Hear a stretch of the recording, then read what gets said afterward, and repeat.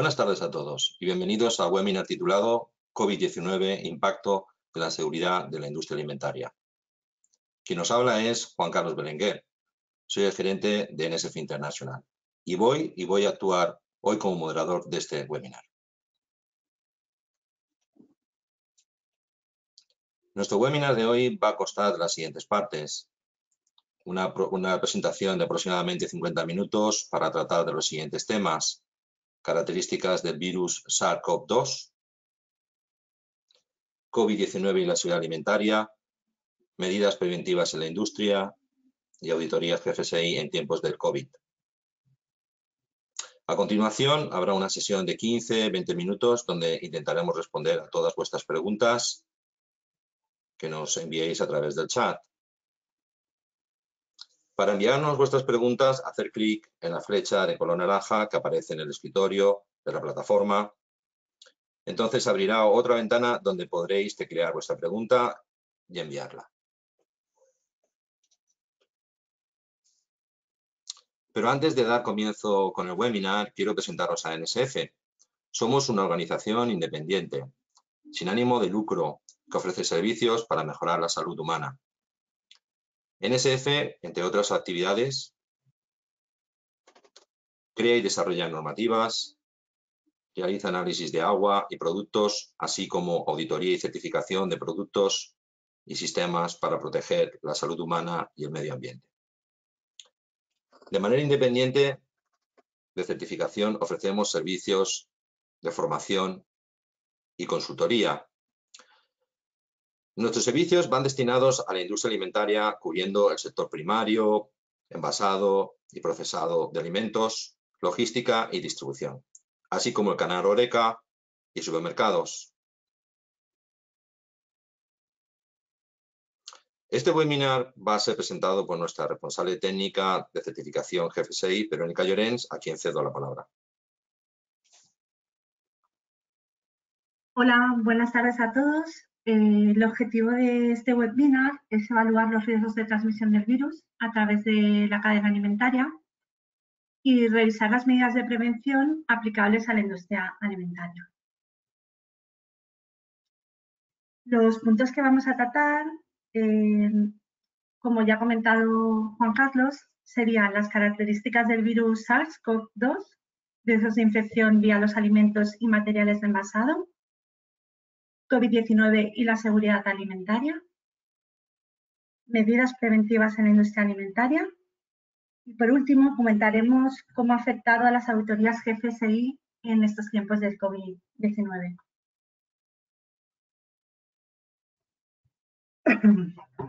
Las características más relevantes respecto a la industria alimentaria de este virus serían que, según la Agencia Europea de Seguridad Alimentaria y la Organización Mundial de la Salud, en la actualidad no hay pruebas que los alimentos puedan ser una fuente o una vía de transmisión probable del virus. Los coronavirus no pueden multiplicarse en los alimentos, necesitan un huésped animal humano para multiplicarse, por lo tanto no se considera una enfermedad de transmisión alimentaria.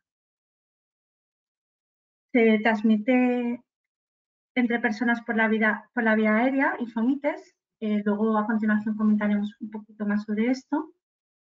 El virus es portado por personas con sintomatología. Y otro aspecto relevante es que la estabilidad del virus en el medio ambiente depende de varios factores, como la temperatura, la humedad del aire y condiciones de las superficies, que también comentaremos a continuación. Por supuesto, practicar buenos hábitos de higiene personal puede prevenir la transmisión de la enfermedad.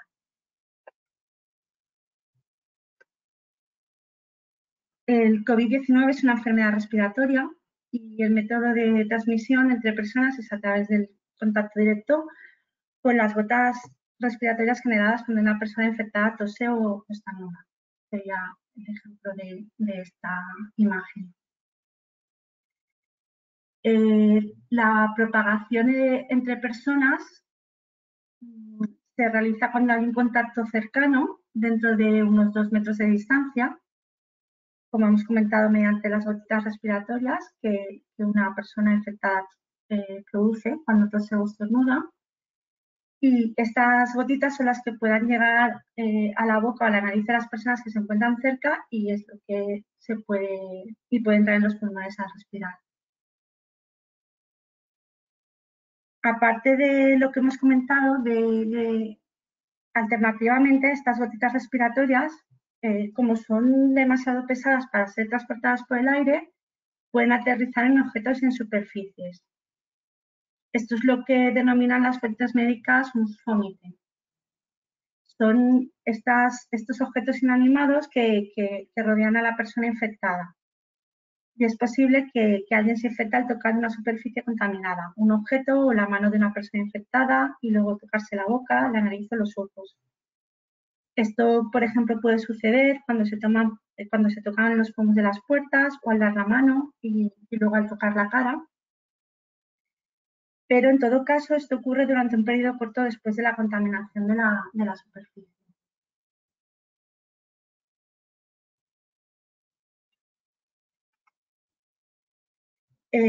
Como os comentaba, que es la forma, no es la forma más frecuente de contaminación, sin embargo, es fundamental aplicar unas buenas prácticas de higiene, ¿vale?, a estas superficies.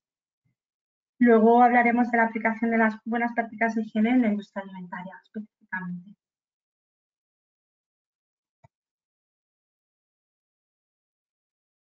Como os he comentado al inicio, en las características, la estabilidad del virus en el medio ambiente depende de varios factores, como la temperatura, es más estable a bajas temperaturas, la humedad del aire, también más estable en ambientes secos, y condiciones de las superficies, que son lisas o porosas, es más estable en superficies lisas que porosas.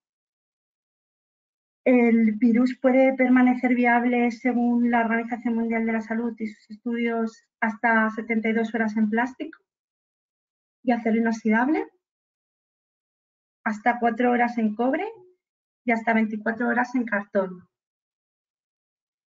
Esta investigación se realizó en condiciones de laboratorio, por lo tanto con temperatura y humedad relativa controlada, y por lo tanto desde la Organización Mundial de la Salud comentan que debe interpretarse con precaución en el entorno de la vida real.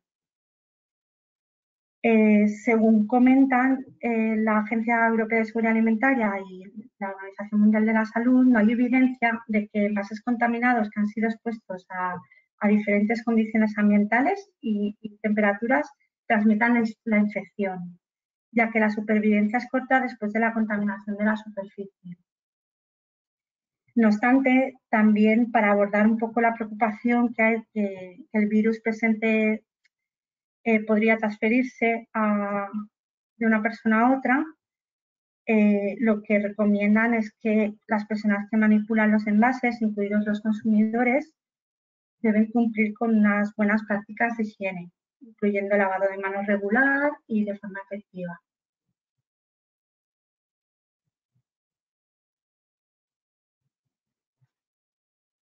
Otro de los aspectos que vamos a tratar en el webinar, como hemos comentado, es el COVID-19 y la seguridad alimentaria.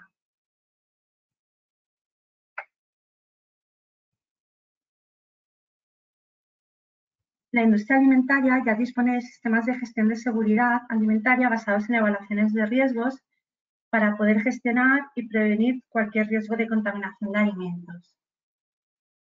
Como sabéis, estos sistemas están respaldados por programas de prerequisitos previos que se basan en las buenas prácticas de higiene, en los planes de limpieza y desinfección, control de proveedores, un plan de formación, todas las condiciones básicas para mantener un entorno higiénico en el procesado de alimentos. Aún así, la industria alimentaria debe reforzar estos programas de requisitos previos y actualizar mediante formación sobre los principios de higiene de los alimentos para eliminar o reducir el riesgo de contaminación por el virus en las superficies de los alimentos y los materiales de envasado.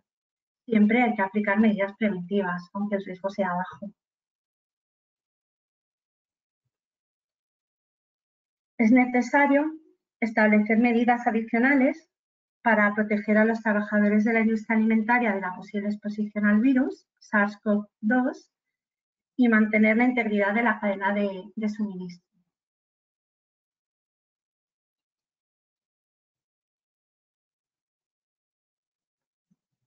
A continuación, vamos a comentar estas medidas de prevención encaminadas a la industria alimentaria. En primer lugar, la primera cuestión a plantearse por parte de una empresa es si tiene un plan de mitigación de riesgo para el COVID-19 y si se ha revisado el sistema de gestión de inocuidad alimentaria, que ya está establecido en la empresa.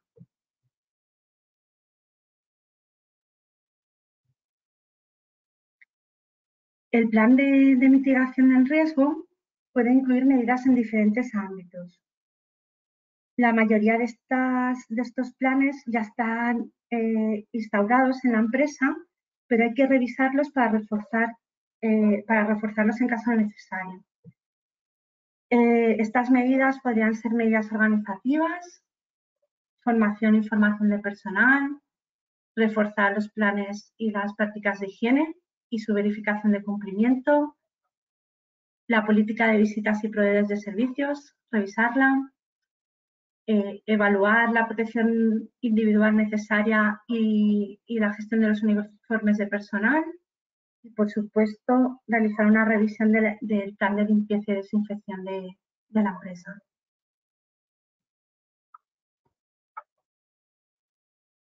En cuanto a las medidas organizativas, se debe hacer una evaluación para identificar e implementar cambios operativos que aumenten la separación de los empleados. El riesgo de que un empleado transmita COVID-19 a otro depende de la distancia entre los empleados, la duración de la exposición y la efectividad de las prácticas de higiene y limpieza. Por esta razón es la necesidad de establecer más medidas de las que ya se tienen.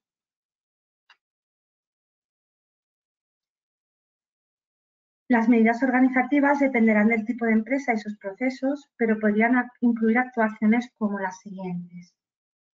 Realizar las reuniones internas y externas mediante teleconferencia, teletrabajo, si el puesto lo permite, por ejemplo, a nivel de administración, comercial. Otro aspecto relevante es el control de entrada a planta.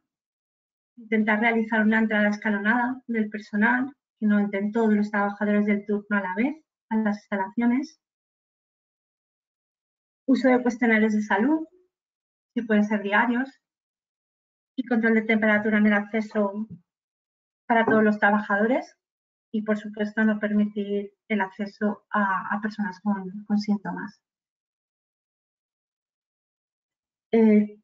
También es necesario la separación entre trabajadores en línea para asegurar una distancia mínima de 2 metros, por ejemplo, mediante el uso de separadores físicos o disminuir el número de trabajadores por turno de producción y si fuera necesario aumentar los turnos o incluso ajustar la velocidad de la cadena de producción. Un punto importante respecto a esto, respecto a la disminución de empleados, es que si se debe reducir el número de empleados, siempre hay que asegurarse que es posible seguir los procedimientos de seguridad alimentaria en los procesos. Tanto los controles de proceso, la limpieza y la desinfección, el higiene de personal. Siempre que se tomen medidas, evaluar que estamos respetando nuestro sistema de gestión de inocuidad alimentaria y los procesos necesarios. También es necesario limitar el número de trabajadores en zonas comunes, por ejemplo, en el comedor. Se puede hacer mediante redistribución del espacio y turnos de uso, o incluso pues, colocar las mesas y las sillas que pueda haber por mesas para que los trabajadores lo tengan en cuenta. Organizar el personal en grupos de trabajo estancos para reducir la interacción entre personas. También en áreas o simplemente en los turnos para que no se vayan mezclando los turnos de trabajo y pudiera haber más interacción, un problema de transmisión. Y otro aspecto que también podríamos considerar es, en caso de desplazamientos de personal, seguir las recomendaciones de las autoridades respecto al personal máximo por vehículo. Esto es, si la empresa dota a los trabajadores del servicio de traslado a las instalaciones, por ejemplo, tenerlo en cuenta. También podría ser aplicable en las empresas de producción agrícola que trasladan trabajadores a recolección. Tendrían que establecerse otro tipo de medidas.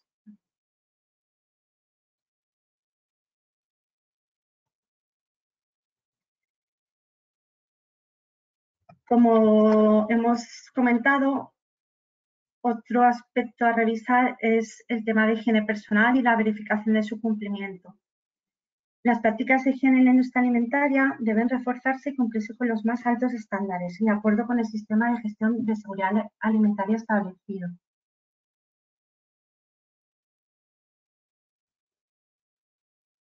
Debe realizarse una higiene adecuada de manos, lavarse con agua y jabón durante al menos 20 segundos. Esto es lo que recomienda el Ministerio. Ahora veremos un poco las instrucciones que ha dado. Y aunque esto que hay a continuación es verdad que ya se tiene en cuenta en cualquier industria alimentaria, pues bueno, como recordatorio, siempre antes de comenzar a trabajar, después de utilizar el UVC, cuando pasamos de manipular alimentos crudos a listos para el consumo, ready to eat, después de toser, estornudar, después de tocar envases sucios, residuos, superficies sin limpiar, tocar el teléfono, pantallas, después, antes y después de comer, beber, fumar y tocarse la cara, y, por supuesto, después de realizar las tareas de limpieza. Lo que os comentaba es que probablemente todas las industrias alimentarias ya disponen de estas normas de higiene y ya se tienen en cuenta, pero bueno, hay que reforzar e incidir. La recomendación del Ministerio de Sanidad de cómo debemos lavarnos las manos es esta: mojarse las manos, aplicar jabón, frotarse las manos durante al menos 20 segundos, enjuagar bien y luego secarse con una toallita siempre desechable.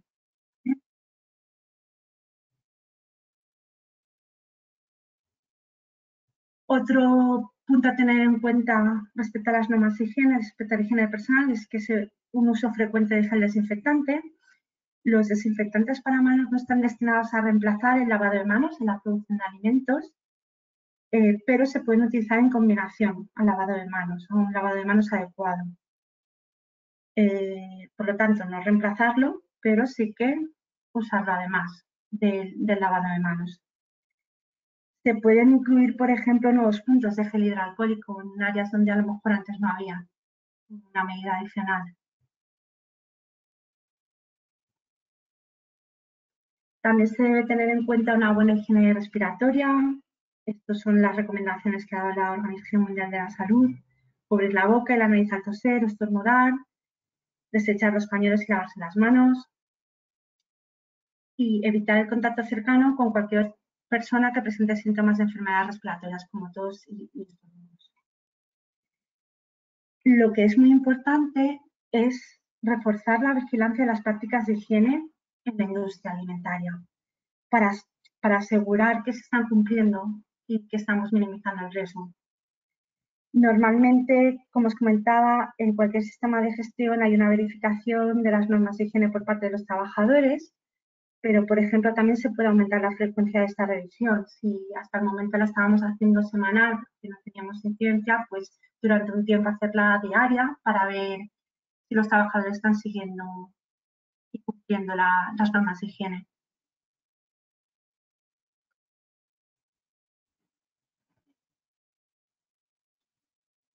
Respecto a otro plan a revisar, que sería la formación e información del personal, el personal que trabaja en la industria, en el sector alimentario, debe conocer los síntomas del COVID-19 y se debe crear una guía por escrito para que puedan notificar estos síntomas. Normalmente también en cualquier sistema de gestión de calidad en la industria alimentaria, los trabajadores ya tienen procedimientos específicos para notificar cualquier enfermedad que puedan tener y pueda afectar al producto. Pero, como hemos comentado, es importante volver a incidir en este aspecto y explicarles específicamente cuáles son los síntomas del COVID-19. La Organización Mundial de la Salud los ha definido como dolor de cabeza, fiebre mayor a 37,5 grados, fatiga, tos, disnea, que es dificultad para respirar, malestar general, Bueno, pues todos estos síntomas hay que volver a formar al personal para que los reconozca, aunque nosotros también los evaluemos. Lo importante es disponer de un procedimiento a seguir cuando un trabajador presenta la sintomatología o ha sido diagnosticado con COVID-19. Es importante que el personal pueda reconocer los síntomas de manera temprana para buscar una atención médica y pruebas adecuadas y minimizar el riesgo de infectar a sus compañeros de trabajo. Entonces, es formar, reforzar las buenas prácticas de higiene ya existentes y crear guías y carteles recordatorios, como por ejemplo el que acabamos de ver de lavado correcto de manos.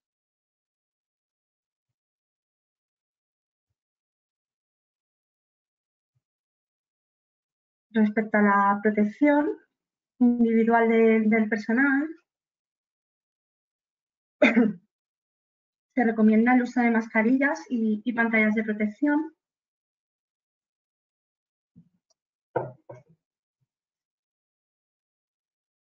Uso de guantes, por supuesto, en el caso de nuestra alimentaria, tener en cuenta que sean aptos para nuestra alimentaria, pues, los habituales son los de nitrilo, aptos para alimentación, desechables, que se cambien siempre que sea necesario y con mucha regularidad, si se utilizan.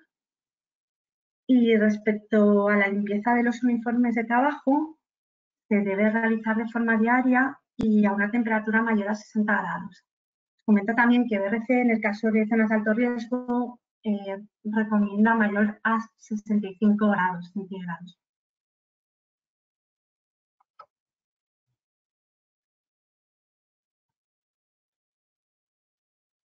Respecto al uso de mascarillas, la Organización Mundial de la Salud explica, bueno, que se debe desechar cuando esté húmeda, reemplazar con una nueva, que es necesario lavarse las manos antes de colocarla y después de retirarla, que no se debe tocar la parte delantera del respirador para sacarlo, y bueno, hay que retirarla quitando las bandas posteriores.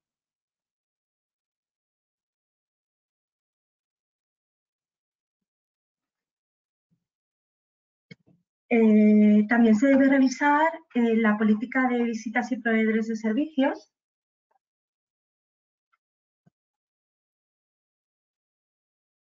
Se deben establecer las medidas de restricción de acceso a las instalaciones, excepto para autoridades sanitarias, porque no se puede, la autoridad sanitaria tiene que poder acceder a la instalación. Y para servicios esenciales por proveedores aprobados, por ejemplo, control de plagas o toma de muestras de laboratorio, mantenimiento de equipos críticos, que probablemente sí que necesitéis que accedan a las instalaciones porque es un servicio importante para la inocuidad alimentaria, es un servicio esencial. En este caso, lo que habrá que hacer es tener unos procedimientos específicos para este tipo de servicio esencial, como realizar cuestionarios de salud y control de temperatura antes del acceso, como se hace a los trabajadores, por supuesto no permitir el acceso con síntomas, disponer de estaciones de lavado de manos, gel desinfectante y EPIs para quien deba acceder a las instalaciones, y realizar una supervisión de acompañamiento del personal externo en todo momento durante la visita a vuestras instalaciones para asegurar que está cumpliendo con nuestra normativa higiénica interna.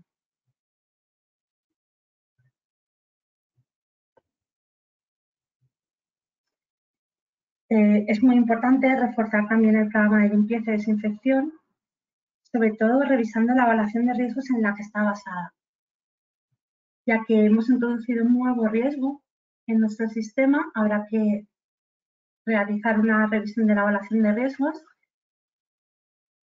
para evaluar todas las superficies que tienen potencial contacto con las personas e incrementar la frecuencia de desinfección de estas superficies. Pues, por ejemplo, hemos hablado antes de los pomos de las puertas, el perímetro exterior de las instalaciones, pasillos de acceso al área de producción, áreas de carga y descarga, vehículos que puedan llegar a nuestras instalaciones a hacer descargas de producto, por ejemplo, de materia prima o de material de envasado, calzado de personal, los envases retornables, que es un tipo de envase muy habitual en la industria alimentaria, utensilios, todo este tipo de superficies habrá que evaluar si hay que incrementar la frecuencia de limpieza o verificar esa limpieza. Si es necesario, habría que también reforzar tratamientos aéreos, limpiezas intermedias sobre superficies de trabajo que a lo mejor estaba validado anteriormente que no era necesario, pero se podrían instaurar también esas limpiezas intermedias. Por supuesto, utilizar detergentes y desinfectantes adecuados para la letalidad del virus e incrementar el monitoreo de la eficacia de desinfección. Un buen indicador para ver que la eficacia de desinfección ha sido buena son los aerosoles totales en las analíticas de superficie.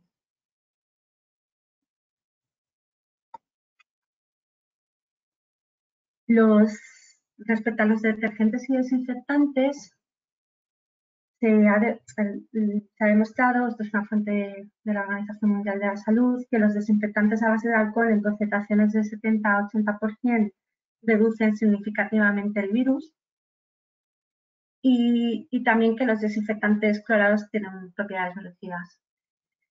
El listado de virucidas autorizados en España lo podéis encontrar en la página del Ministerio de Sanidad. Cuando accedes al Ministerio de Sanidad hay un área respecto al COVID y dentro de ese material hay un listado específico de todos los desinfectantes autorizados en España como virucidas y que podéis consultar en la página web del Ministerio.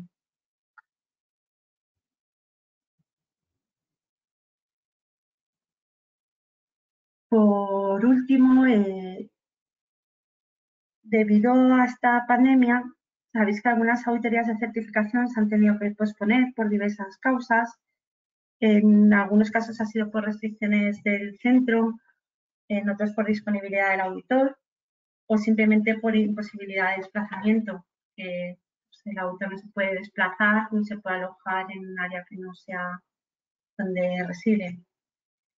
Lo que vamos a comentar a continuación son las decisiones por parte de BRC y FSO Global Gap, que son las más reconocidas por el GFSI, respecto a las acciones en este tipo de casos, auditorías de certificación afectadas por la pandemia.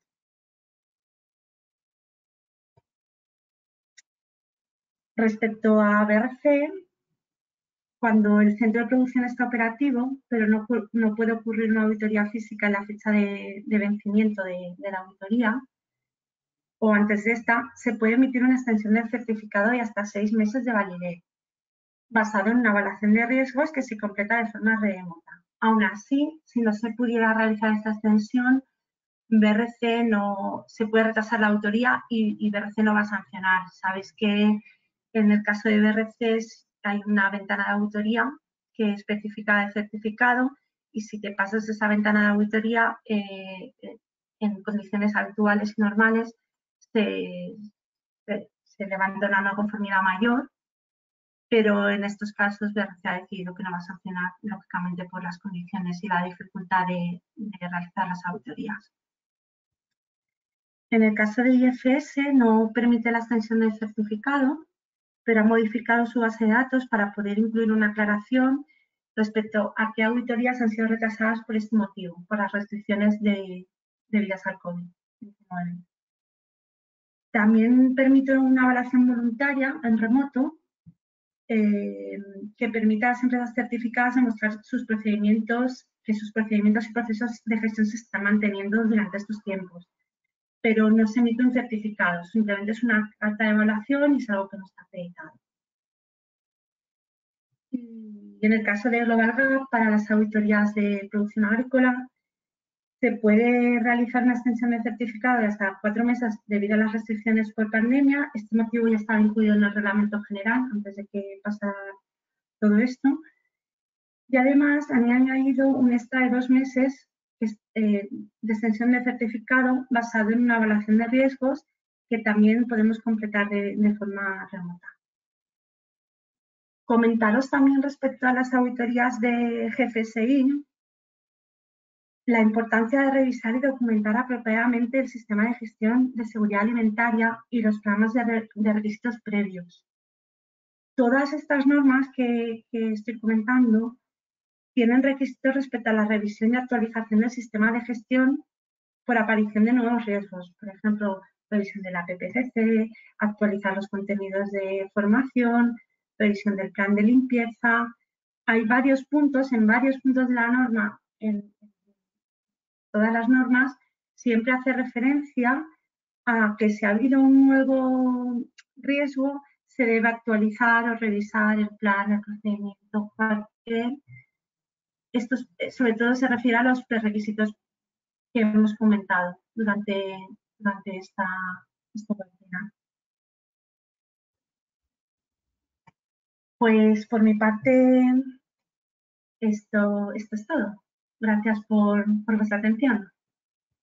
Muy bien, Verónica, gracias. Vamos a pasar, damos por finalizada la presentación y vamos a proceder a responder algunas de vuestras preguntas que habéis enviado a través del chat. Tenemos una pregunta, nos indican que, buenas tardes, la pregunta que necesitaría que se respondiera es si se puede transmitir el COVID si el manipulador de los alimentos tose sobre el producto y el consumidor lo come antes del periodo de inactivación de 24, 48 y 72 horas. Hola, buenas, gracias por tu pregunta.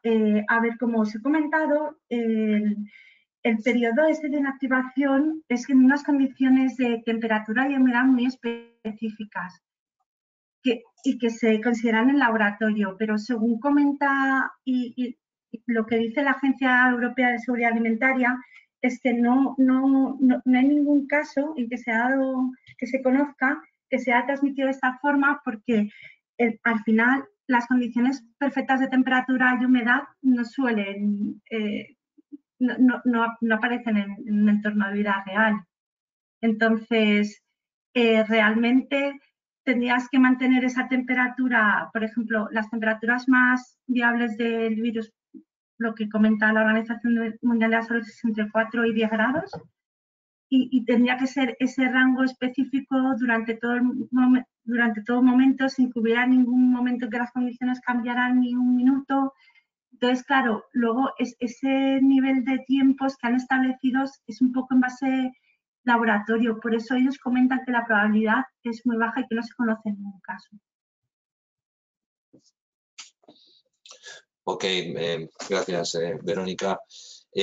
Otra pregunta que nos han compartido es si dentro de la planta, si se usa cubrebocas, que se supone que es mascarilla, es necesario mantener los 2 metros de distancia. Sí, a ver, son unas medidas, hay que hacer una evaluación de riesgos y determinar qué tipo de separación es necesaria. Tal vez en algunos casos, si has puesto también una separación física como una pantalla, por ejemplo, a lo mejor no es necesario, pero habrá que evaluar el riesgo en cada lugar. Siempre, cualquier decisión que se tome de este tipo de medida en función de una evaluación de riesgos. Gracias, Verónica. Otra pregunta que han compartido. En el caso de los uniformes, se deben lavar a más de 60 grados por precaución y, por favor, las fuentes para revisarlo. Gracias. Sí, las fuentes para revisarlo están, bueno, toda la información que yo he transmitido en el webinar vienen de básicamente 3 documentos. Uno de ellos es de la Organización Mundial de la Salud, que está disponible en su página web, que es COVID-19 and Food Safety. El otro es de la Agencia Europea de Seguridad Alimentaria, que es uno de preguntas y respuestas, que también se llama de la misma forma y también está disponible en la página de la Agencia Europea de Seguridad Alimentaria. Y otro documento es del Instituto Alemán BFR, un instituto público que también ha hecho algunos estudios y también está disponible en su web, así que lo podéis consultar. Ok, gracias, Verónica. Otra pregunta. En fuentes oficiales del gobierno español aparece una concentración de 0,1% para inactividad el virus o inactivar el virus. En cambio, la Organización Mundial de la Salud recomienda o cita 0,5%. ¿Cuál sería el adecuado? En cuanto al límite de detección, es que no entiendo la pregunta, perdona. De la concentración, me imagino, de desinfectante. Me imagino que será algún tipo de hipoclorito o algún desinfectante que has mencionado durante la presentación. Pues, vale, lo que os recomiendo es que consultéis el listado que hay en la página del Ministerio de Sanidad, porque en este listado te indica los desinfectantes con sus concentraciones para tener el efecto virucida que necesitamos. Dependerá del tipo de desinfectante que utilicéis. Pero están todos, incluso están los en este listado que ha facilitado el Ministerio de Sanidad específico como virucidas. Están todos los desinfectantes, los que podemos utilizar a nivel doméstico y también en la industria alimentaria. Entonces, consultarlo y dependiendo del producto, mirar cuál concentración sería la adecuada. Gracias, Verónica. Otra pregunta que se plantea, ¿qué información debemos utilizar para actualizar nuestro sistema de gestión de calidad con este nuevo riesgo? Yo, como acabo de comentar, información de la autoridad competente. En este caso, por ejemplo, los documentos que os he comentado, los 3 documentos, serían documentos válidos para verificar el sistema de gestión de calidad y poder revisar vuestros planes de gestión. Tenemos otra pregunta, tenemos muchas preguntas, a ver si las podemos contestar todas a lo largo de la sesión. El cuestionario, un cuestionario de salud diario en una empresa de 100 empleados, ¿se podría simplificar de alguna forma? Bueno, puedes hacer preguntas cortas, no hace falta que lo cumplimenten ellos. Un cuestionario puede ser una pregunta que le puedes comentar al trabajador cuando mientras le tomas la temperatura, simplemente, y documentarlo la persona que está realizando la toma de temperaturas. No tiene por qué ser un cuestionario que cumplimenten ellos. Simplemente podéis hacerles 2 preguntas rápidas que os den la información que necesitáis. Gracias, Verónica. Una pregunta simplemente buscando confirmación. Has indicado en la presentación que el virus era más estable en superficies lisas que rugosas. ¿Qué porosas? ¿Qué porosas? Es mucho más estable en una superficie lisa que porosa, ¿correcto? Es así, ¿no? Sí, sí. Okay. Por eso también si vamos a... Hemos comentado los tiempos, por ejemplo, para diferentes materiales y tiene su lógica, ¿no? En ese caso. Comentado, por ejemplo, en el caso de cartón, que son 24 horas, en el caso de acero inoxidable 72 o plástico. Muy bien, Verónica. Gracias. Una pregunta, en lo que corresponde a la temperatura ambiente, ¿cuál es la temperatura más baja que soporta o se inactiva el virus? Pues no os puedo facilitar esa información porque la información que hay es un poco respecto a los coronavirus en general, por lo que yo he visto. Pero sí que hay coronavirus que se han encontrado a menos 20 grados a temperaturas de congelación. Entonces, no sabría responder la pregunta porque están haciendo un montón de pruebas respecto a esto. Yo no dispongo de la información. Ok, gracias, Verónica. ¿Existe una transmisión? Si no existe una transmisión por alimentos, ¿se debe reevaluar el plan APPCC? Bueno, es un nuevo riesgo. Entonces, aunque no haya riesgo de transmisión de alimentos, tú debes determinar que no hay riesgo. Y para determinar que no hay riesgo tienes que revisar el APPCC. Entonces, con las fuentes que tienes, sabiendo que no es una transmisión de enfermedad alimentaria, pero tendrás que revisar para definir que no es una transmisión de enfermedad, o sea, una enfermedad de transmisión alimentaria. Otra pregunta, Verónica, gracias. ¿Es necesario documentar todo lo de control de accesos, áreas, políticas y control de cambios o solo en riesgos? Bueno, si se refiere a las medidas, es Sí. importante documentarlo porque si tienes un sistema de gestión de calidad implantado, cualquier procedimiento que la empresa tiene que realizar para disminuir el riesgo tiene que estar documentado en un sistema de gestión de calidad, sí.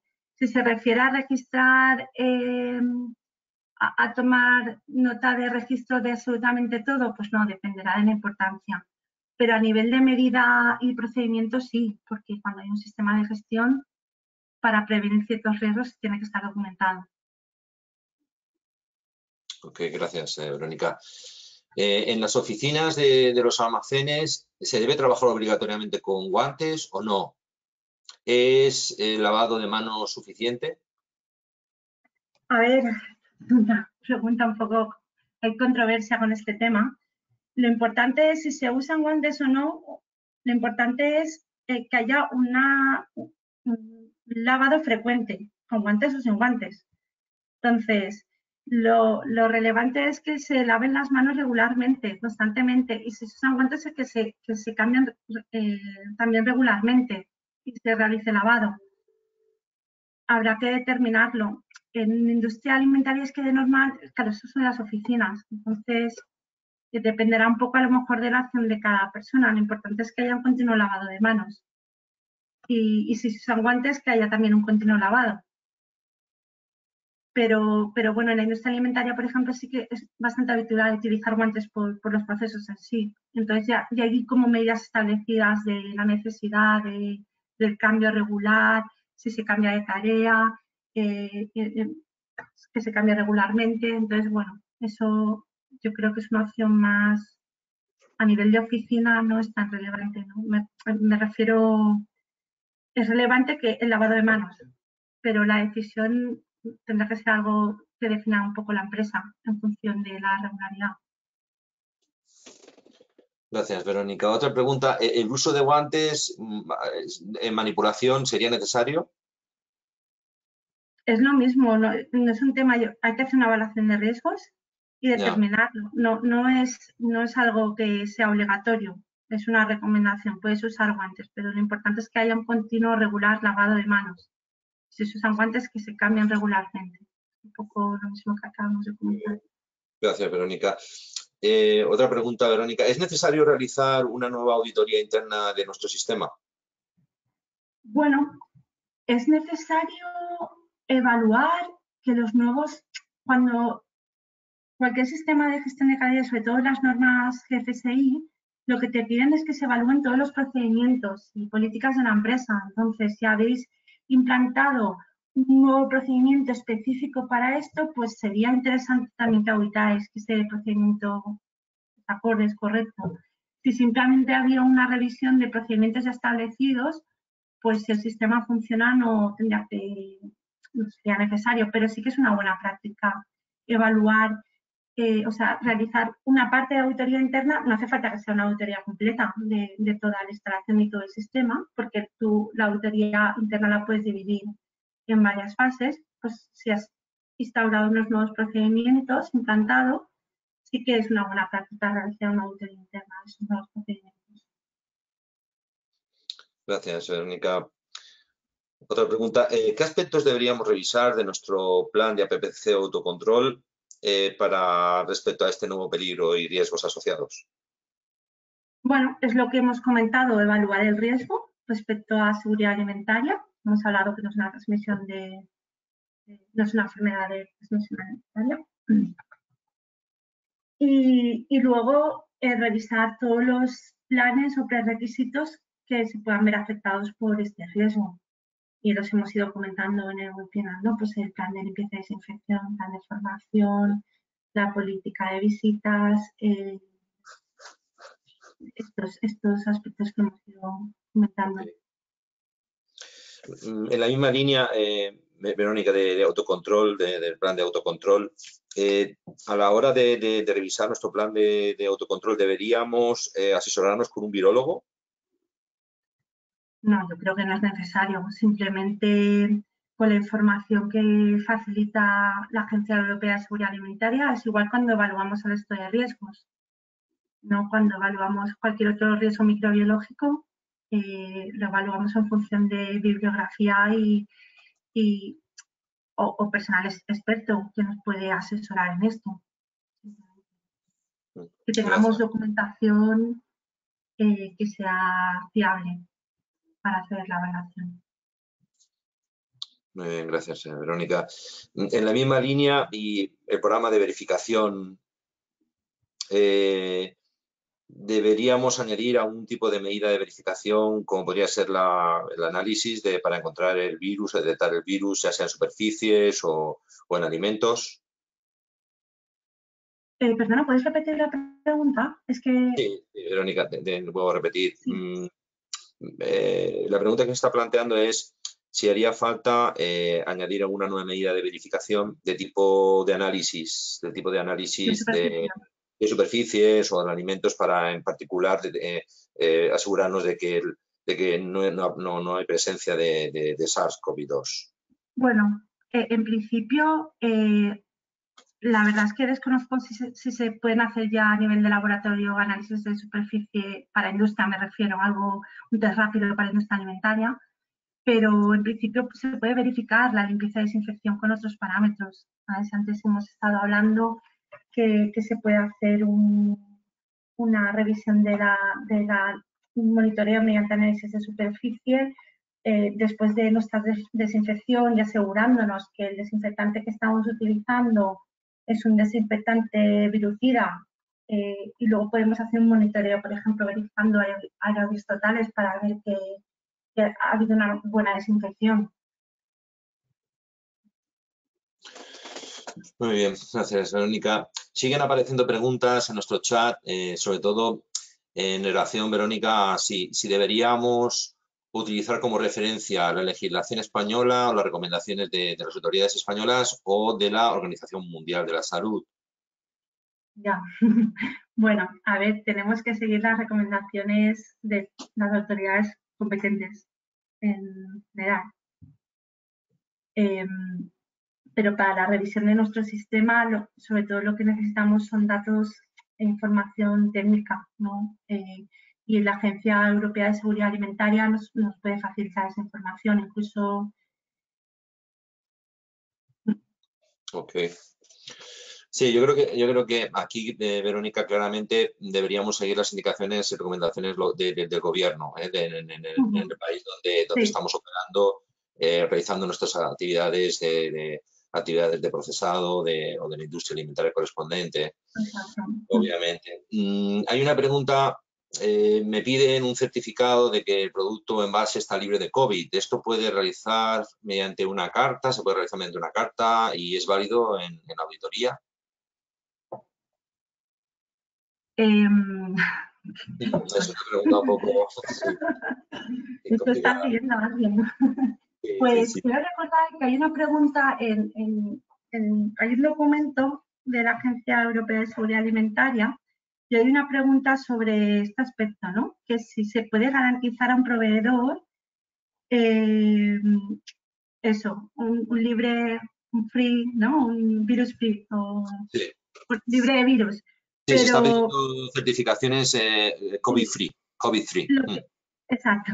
Pues no, lo que dice la Agencia Europea de Seguridad Alimentaria es que no se puede justificar que no hay evidencia de esto respecto a un proveedor. O sea, que no podemos emitir un certificado de este tipo. Bueno, nos quedan pocos minutos para dar finalización a la ronda de preguntas, pero bueno, vamos a intentar a ver si respondemos algunas más. Verónica, ¿se debe modificar el plan de APCC existente o se puede hacer un análisis de riesgo exclusivo para el COVID-19? ¿Qué recomiendas? Sí, puedes hacerlo como quieras, mientras esté evaluado. Como una especie de addendum risk assessment. Sí, hay gente, bueno, es que es verdad que depende, sobre todo, por ejemplo, en el caso de BRC ha metido dentro de la PPCC como todos los tipos de riesgos que te puedes encontrar, incluso riesgos que no son riesgos ni microbiológicos, ni químicos, ni físicos, y los ha incluido todos dentro de la PPCC. En este caso, no estaría además en el APPCC, sería apropiado meterlo en el APPCC, pero si quieres hacer un anexo específico para incluir todas las medidas y documentarlo un poco mejor, también sería igual de válido. no hace falta que esté dentro del mismo documento mientras esté asociada a la evaluación de riesgos. Ok. Otra pregunta, Verónica. ¿Tenéis alguna constancia de que estén solicitando toma de muestras de superficies para verificar ausencia de coronavirus? No, yo no, a mí hasta el momento nadie me ha comentado nada al respecto. ¿No? Ok. Mira, una pregunta específica de certificación. Si realizamos módulos voluntarios de BRC como ASDA, ¿se puede también extender este certificado? Sí, el BRC permite también extender el módulo a ASA. Si aparte de BRC tenéis el certificado del módulo, se puede también realizar la extensión para este módulo.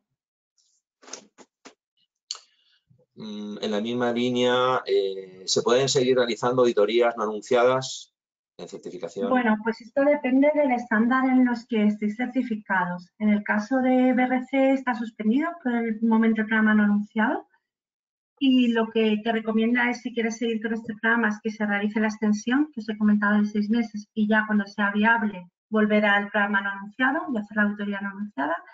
Y en el caso de IFS,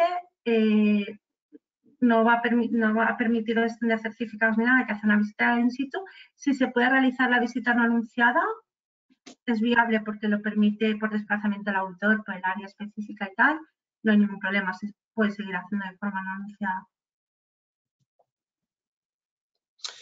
Gracias, Verónica. Otra pregunta que ya más en el entorno de industria, de trabajadores. Necesitamos una declaración por parte de los trabajadores que no sufren o no han padecido el COVID-19. Si la empresa la tiene que solicitar, Sí. en principio lo que la empresa se tiene que asegurar es que si la hayan, la forma en que se aseguren es un poco de decisión, me imagino, protocolo interno de la empresa. Se tiene que asegurar que si tienen síntomas lo comuniquen, lo reporten, tener un procedimiento para esto, para personal con síntomas y para personal con la enfermedad, lo mismo. Si la han tenido, que lo comuniquen. La empresa se tiene que asegurar, el modo pues lo tendrá que decir la empresa. Y otra pregunta, Verónica, gracias. ¿La actualización de la formación puede ser interna o la puede realizar la propia empresa o tiene que recurrir a una empresa externa? No, la podría realizar la propia empresa en función de los documentos técnicos que, por ejemplo, el responsable de calidad les puede dar la formación específica respecto a los nuevos procedimientos, a los nuevos planes de contención, sí, puede realizar la propia empresa. Muy bien. Pues, Verónica, ya hemos llegado al final de la sesión. Creo que llevamos casi una hora de sesión. Esperamos que haya sido de utilidad para todos nuestros compañeros de la industria alimentaria, y os agradecemos vuestro interés, así como vuestra contribución con preguntas que Verónica ha intentado y que todos hemos intentado contestar pues, de la mejor manera, de acuerdo a la información disponible. Recibiréis una encuesta inmediatamente después del webinar. Si la cumplimentáis, nos ayudará en la organización del próximo webinar. Sin más, gracias por vuestra atención. Para más información, nos podéis contactar en infospain@nsf.org. Y mientras tanto, pues bueno, desearos cuidaros y hasta la próxima vez. Gracias.